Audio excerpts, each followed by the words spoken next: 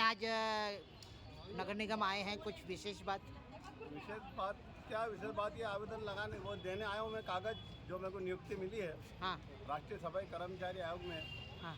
महासचिव पद पर, राष्ट्रीय महासचिव पद पर मेरे को मनोनीत किया गया है। क्या बात है, आपको बधाई हो। उमेश नाथ जी के यहाँ गए थे हम लोग। हाँ।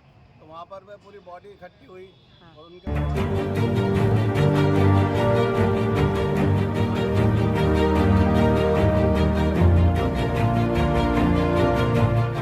के लिए मैं आज यहाँ आया हूँ और अब नगर निगम चालू करूँगा, आना जाना सभी। आप जो चाहते हैं वो सब होगा। हम तो बस ये चाहते हैं कि सफाई कर्मी ज़्यादा से ज़्यादा यहाँ पर रेगुलर आए और रेगुलर हो और सफाई कर्मियों का हक न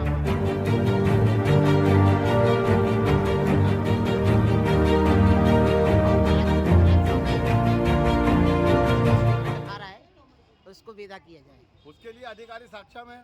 अधिकारी देखे, उनको देखे, मौके पे जाए, मुआयना करे। आज नहीं आ रहा है तो उसके विरुद्ध कार्रवाई करे। आपका नाम पदनाम? किशोर कुमार सागर, राष्ट्रीय महासचिव।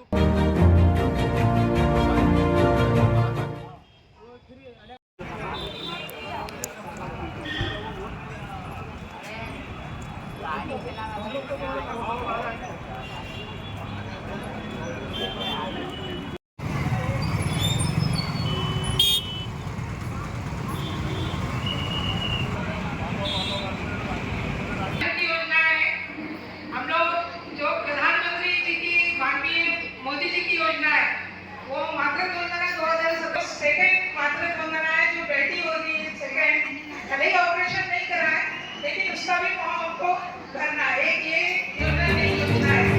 दूसरा आपको नारी लक्ष्मी योजना को भरने का जो चाहिए आपको 6,000। उसके बाद जो कॉलेज बाकी है उसको अभी राशि हमारे माननीय मुख्यमंत्री शायद बढ़ाएंगे, ऐसा मिल रही है। इतनी को छात्रवृत्ति सभी बालिकाओं को मिल रही है, लेकिन छात्रवृत्ति के भरने के लिए एक हमारा नया काम आ गया है कि जितनी भी हमारी बालिकाएं लाडली लक्ष्मी योजना की उनका डीपीटी केवाईसी होना बहुत जरूरी है। जब भी उसके राशि उसके खाते में आएगी, नहीं तो नहीं आएगी अगले साल, क्योंकि पहले ऐसा प्रावधान नहीं था डीपीटी और केवाईसी का।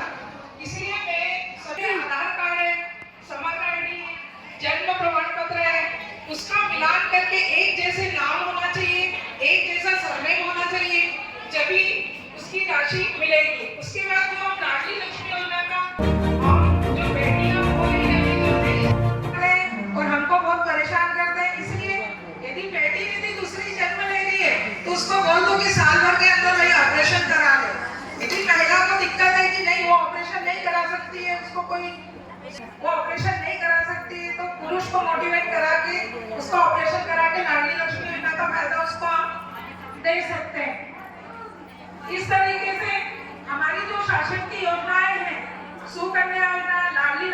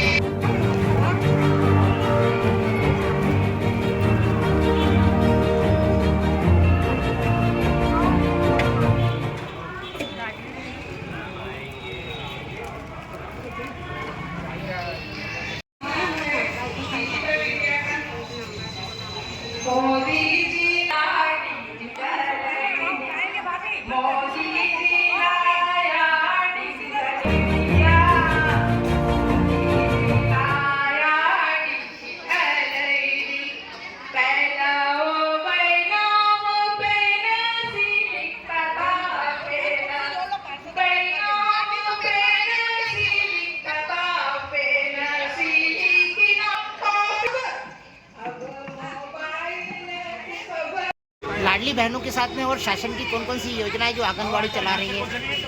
हमारे शासन की योजना ये है, सुकन्या योजना, लाडली लक्ष्मी योजना, छात्रवृत्ति में जो छात्रवृत्ति के मिलते हैं लाडली लक्ष्मी योजना में वो मिल रहे हैं, सुकन्या योजना, मातृत्व योजना, और अब एक मातृत्व योजना की सेकंड योजना आई है जो कि सेकंड बेटी हो रही है, तो उसको भी हम लोग फॉर्म भर रहे हैं, उसको भी पैसा मिल रहा है 6,000 जी।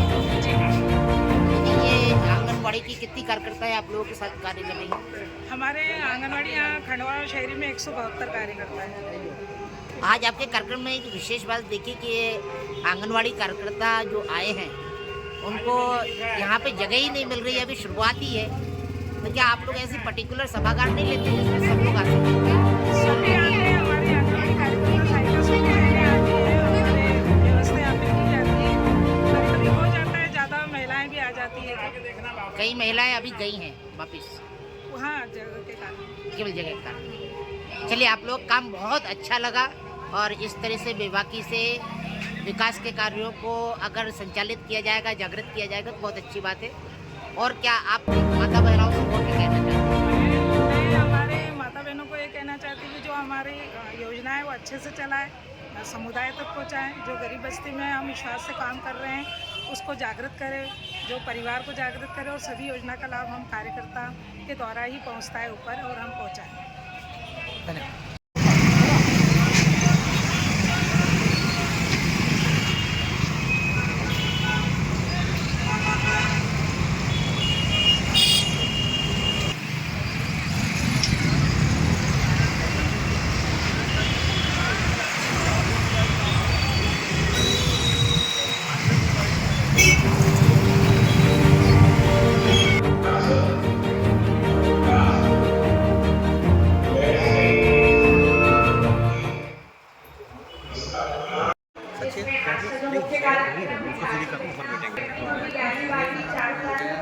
बालिकाएं जो वर्ष 23-24 में इस प्राथमिक कक्षा में अध्ययनरत कर रही है, उनकी छात्रवृत्ति का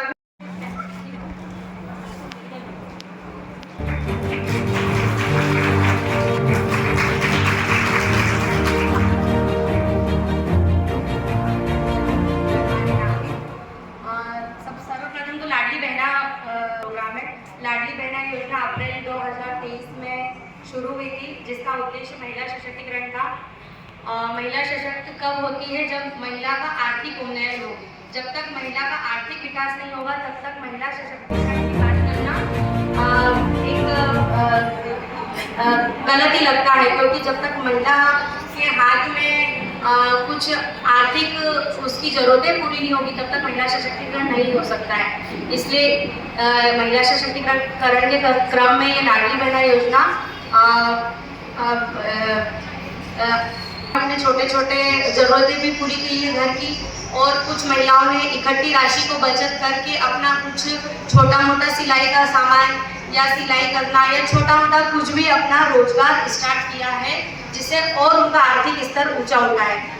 सर्वप्रथम जब योजना स्टार्ट हुई थी तो इसमें 1,000 रुपये माह मिलने का शुरुआत हुई थी। उसके बाद इसमें 250 रुपये की और बढ़ोतरी करके आज 1250 रुपये प्रति माह महिलाओं को प्राप्त हो रहे हैं। इस प्रकार प्रति माह 1250 रुपये की राशि महिलाओं को आज की तारीख में हर माह मिल रही है। पहले ये 10 तारीख को मिलती थी, इस माह से ये 1 तारीख को ही महिलाओं के खाते में आना शुरू हो गई है। लेकिन उसका आप यदि दूरदर्शिता देखें तो बहुत बड़ी दूरदर्शिता आप से देख सकते हैं। जैसे बालिका का जन्म होता है प्रथम, तो वो लाडली लक्ष्मी के रूप में ही हो रहा है। प्रथम बालिका को बिना किसी शर्त के लाडली लक्ष्मी बालिका में पंजीयन हो जाता है। वहीं दूसरी बालिका के होने पर परिवार नियोजन अपनाने पर ही लाडली लक्ष्मी का लाभ दिया जाता है। इस योजना को हम महिला सशक्तिकरण के रूप में ऐसे देख सकते हैं कि महिला बालिका का पंजीयन होने के बाद जब बालिका 6वीं कक्षा में प्रवेश करती है तो उसे 2,000 रुपये की राशि छात्रवृत्ति के रूप में दी जाती है। जब 9वीं कक्षा में प्रवेश करती है, प्रवेश करने पर ही प्रवेश करती है तो उसे 4,000 रुपये की राशि दी जाती है। जब 11वीं कक्षा में प्रवेश करती है तो 6,000 रुपये की राशि, 12वीं कक्षा में प्रवेश करती है तो 6,000 रुपये की राशि, ऐसे कुल 18,000 रुपये की राशि उसे छात्रवृत्ति के रूप में मिलती है।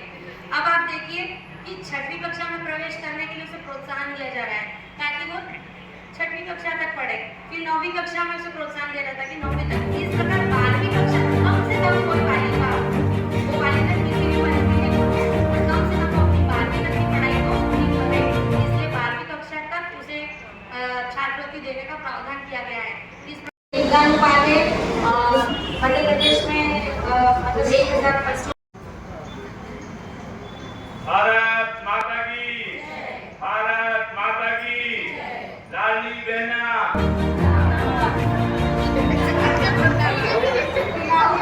अच्छा इसमें है लाडली बहना, मेरे को लग रहा नहीं है वैसे है लाए उनको। आज बड़े सौभाग्य की बात है कि हमारे प्रदेश के मुखिया माननीय कुमार यादव जी द्वारा 10 दिन पहले से पहले रहने की चिंता कर रहे हैं। आज इसलिए कार्यक्रम हमने रखा। इस कार्यक्रम में आपका हिस्सा कर रहे हैं हमारी महापौर मेरी छोटी बहन अमृता यादव जी, नगर निगम के सभापति आदरणीय अनिल शर्मा जी, महिला मोर्चे के अध्यक्ष हमारी छोटी बहन साथ ही जिले में मंत्री हमारी छोटी बहन रक्षा प्रजापति जी, साथ ही बहुत सक्रिय पार्षद आदरणीय दादाजी जी, साथ ही नगर मंडल के अध्यक्ष और एम्बेसडर क्या हो गया स्वच्छता एम्बेसडर आदरणीय पिंकी राठौर जी,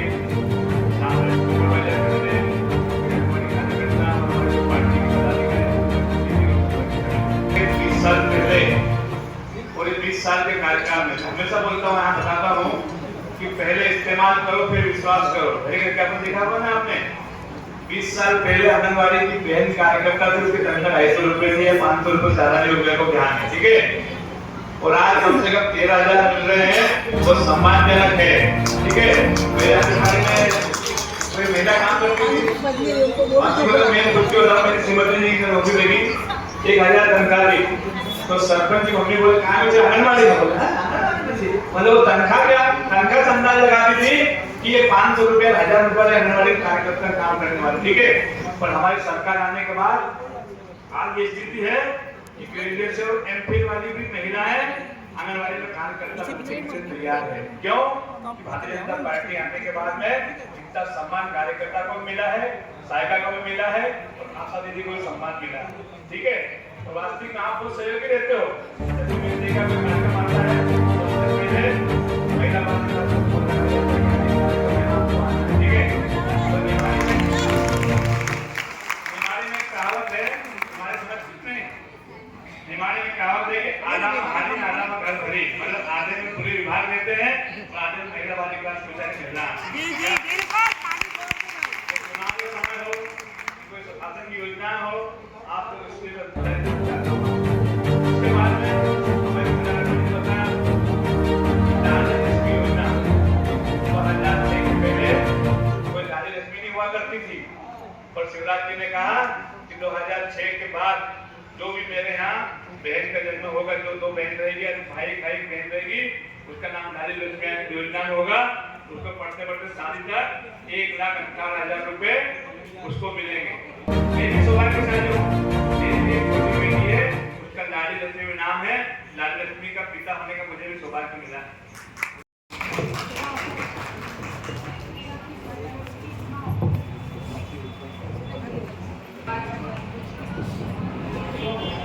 बोलिए भारत माता की जय।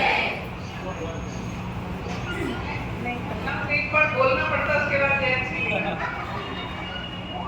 बोलिए भारत माता की जय। ऐसी ही आवाज में दोबारा बोलने की जरूरत नहीं। फैलाव का प्रोग्राम अपने सम्मान में है, तो भाइयों बहनों कई सम्मान का प्रोग्राम और इनकी आवाज नहीं है, आज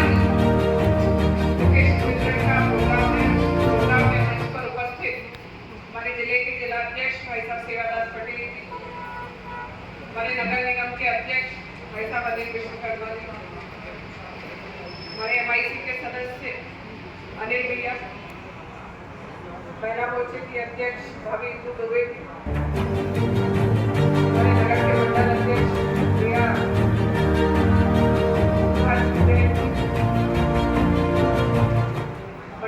अध्यक्ष विक्की भाभी, हमारी पार्षद काजल भाभी, रक्षा भाभी और यहाँ मेरे समक्ष उपस्थित सभी मेरी बहनों। नहीं रहता कि कितनी योजनाएं चल रही है, अभी यदि टॉप पे कोई योजना चल रही है तो लाडली बहना ही चल रही है, सबको करना है। लेकिन ऐसी कितनी योजनाएं हैं जो महिलाओं के उत्थान के लिए चल रही है, जो महिलाओं के जीवन के बदलाव के लिए चल रही है।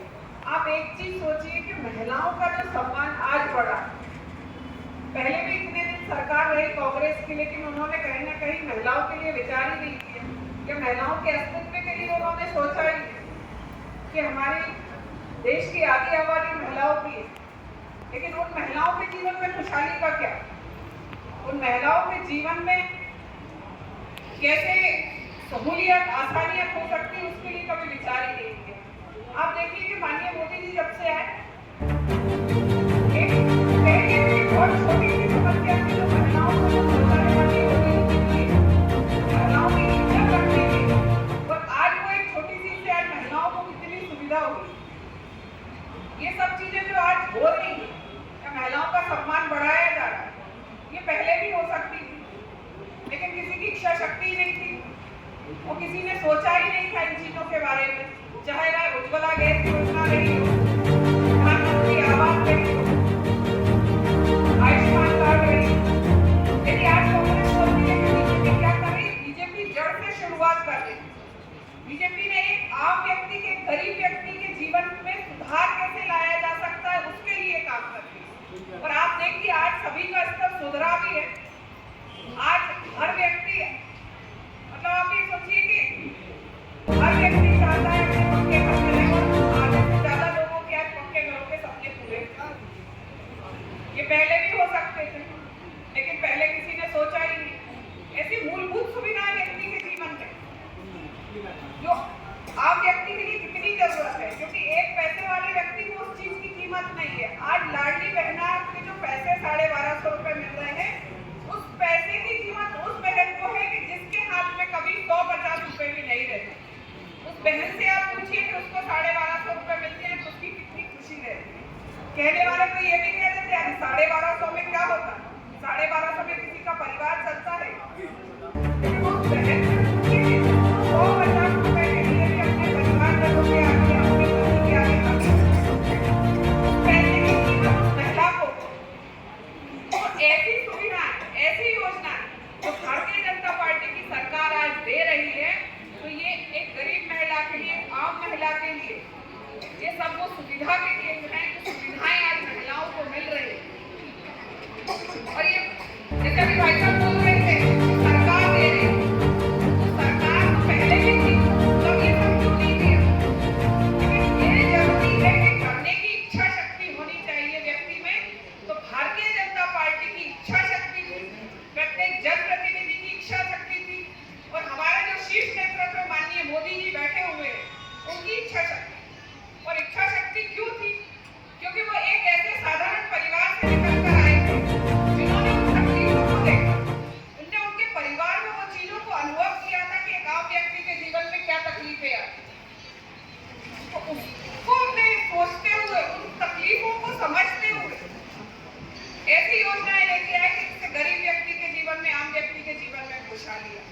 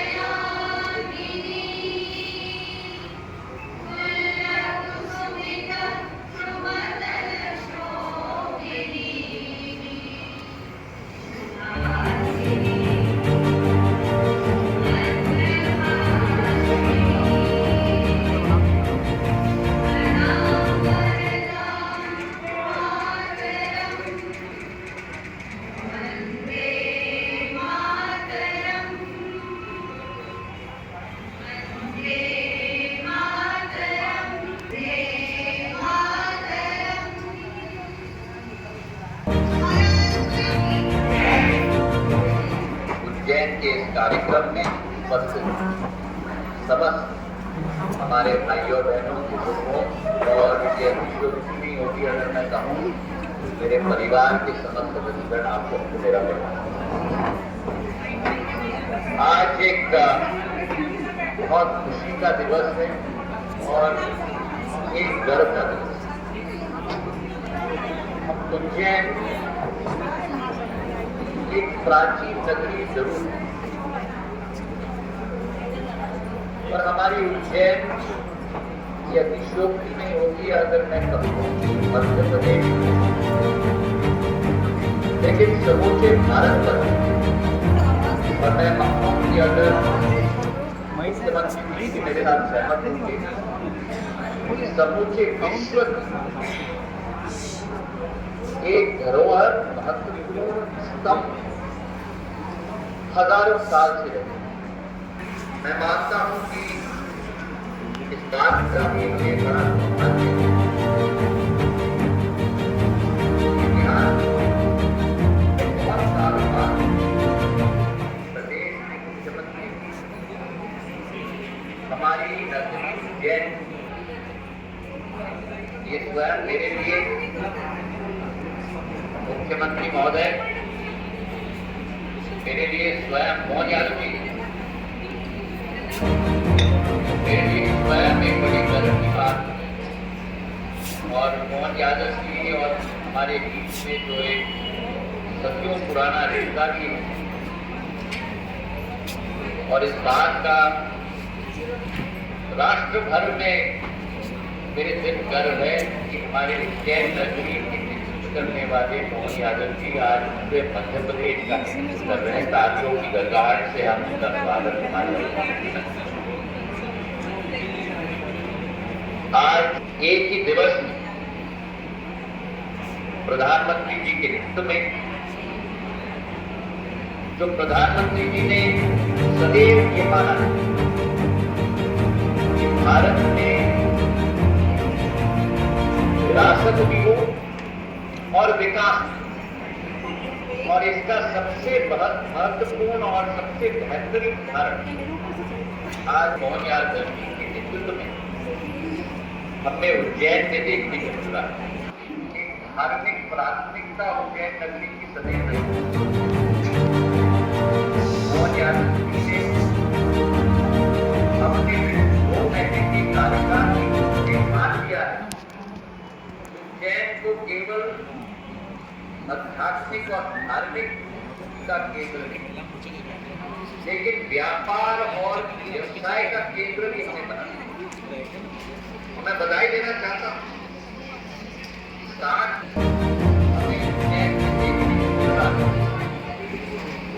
जहाँ एक ही दिन में जहाँ विक्रम उत्सव महोत्सव की शुरुआत की जा रही है, वहीं एक रीजनल इंडस्ट्री प्लेस की शुरुआत की जा रही है और वहीं एक मध्य प्रदेश ट्रेड फेयर की शुरुआत भी उज्जैन में की जा रही है।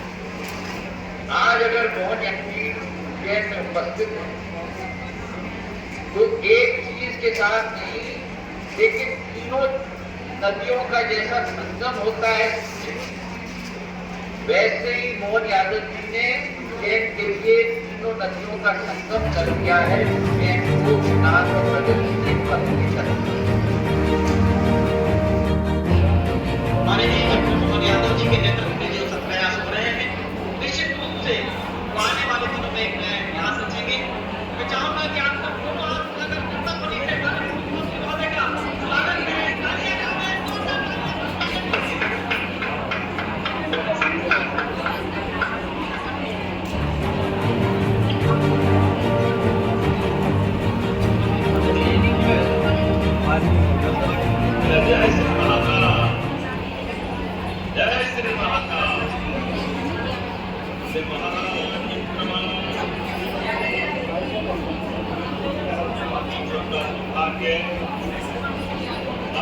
कालिदास का योगदान है।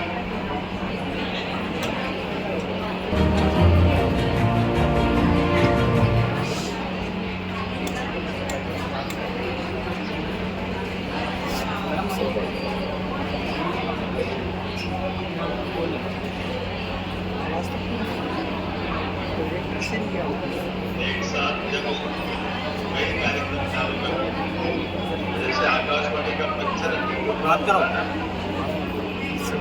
ये हमारा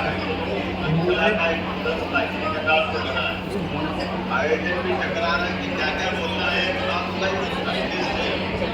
विक्रम व्यापार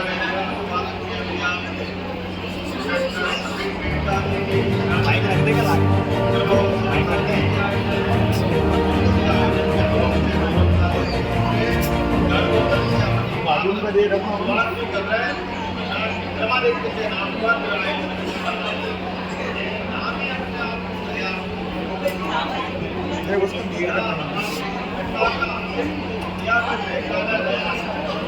देख रखा क्या उसको प्रथम पुरुष के नाम कैसे जाने जाते हैं ऐसे विक्रमादित्य के नाम पर ये जो आयोजन हो रहा है इस आयोजन की अपने यहाँ से हमारे भारत सरकार के बहुत लोकप्रिय मंत्री और हमारे सबके नेता मेरे अभिन्न मित्र माननीय ज्योतिरादित्य सिंधिया जी साहब पर स्वागत करता हूँ अभिनंदन करता हूँ इन्हें बहुत विस्तार से अपने बीच में अपनी सारी बात रखी एक बार अभिनंदन करें माननीय सिंधिया जी का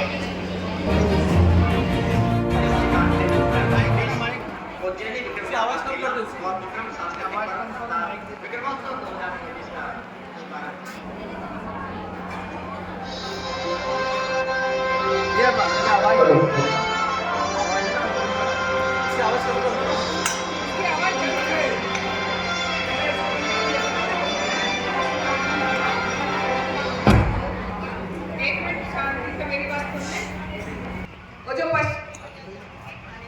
यहीं बाहर खड़े होंगे और जो पश्चिम बंगाल में महिलाओं पे जो अत्याचार हो रहा है उसके खिलाफ थोड़ा सा हम अपना आक्रोश दिखाएंगे क्योंकि यदि महिलाओं के लिए